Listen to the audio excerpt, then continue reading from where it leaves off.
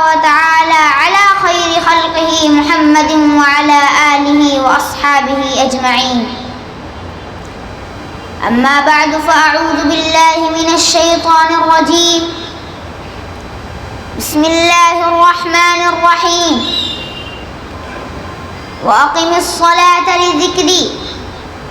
وقال في موضع آخر: إن الصلاة تنهى عن الفحشاء والمنكر.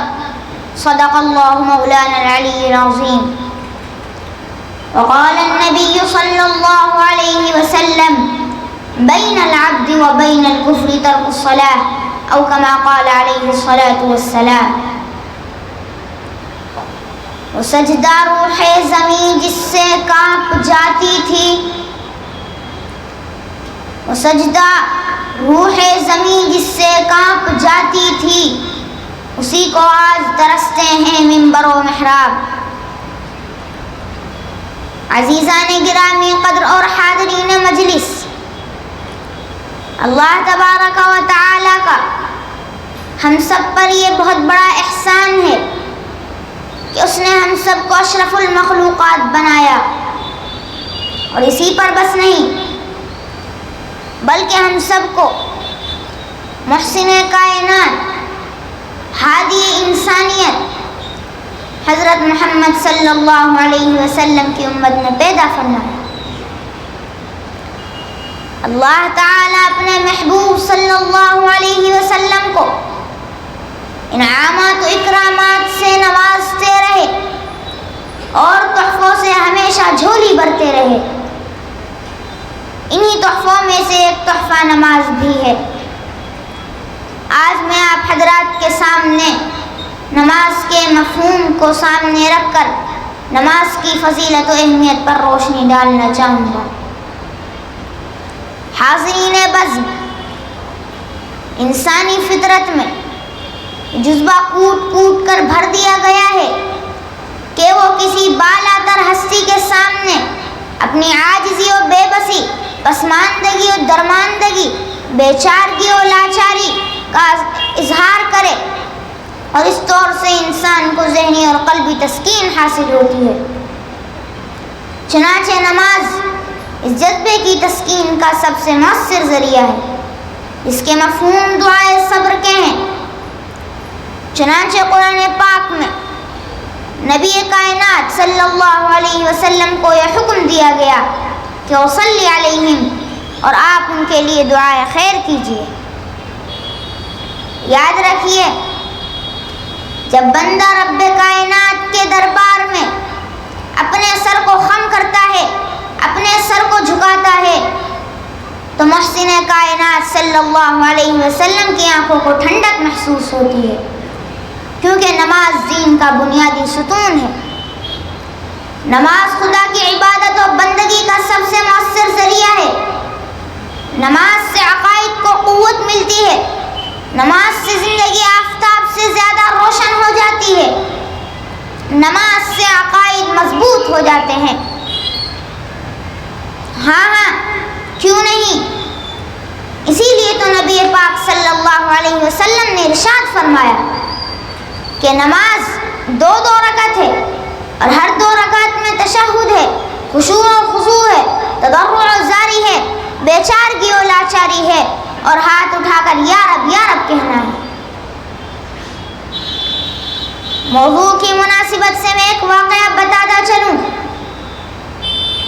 حضرت عمر رضی اللہ عنہ امیر المؤمنین ہیں، دربار لگا ہوا ہے. ایک بڑھیا آتی ہے، کہتی ہے کہ اے عمر، میں ایک پیالے میں تیل لے جا رہی تھی، میں ٹھوکر کھا کر گر گئی، زمین نے میرا تیل اپنے اندر سمو لیا، مجھے میرا تیل واپس دو. حضرت عمر رضی اللہ عنہ نے ارشاد فرمایا کہ اے بڑھیا، میں تجھے بیت المال سے دوسرا تیل دے دیتا ہوں. اس بڑھیا نے کہا کہ نہیں، مجھے اپنا وہی تیل چاہیے.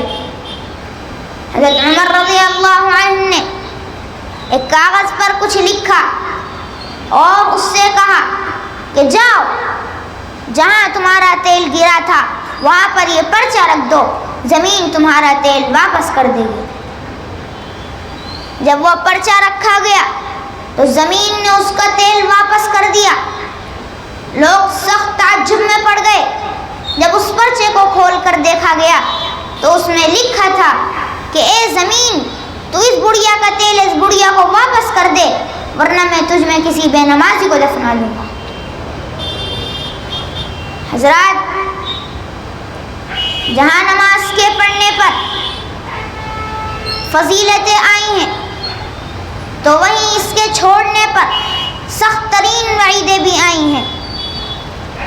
کہیں فرمایا کہ ہمارے اور مشرکین کے بیچ میں نماز ہے، کہیں فرمایا کہ نماز دین کا بنیادی ستون ہے، تو کہیں فرمایا کہ جس شخص نے نماز نہیں پڑھی گویا کہ اس نے کافروں جیسا کام کیا۔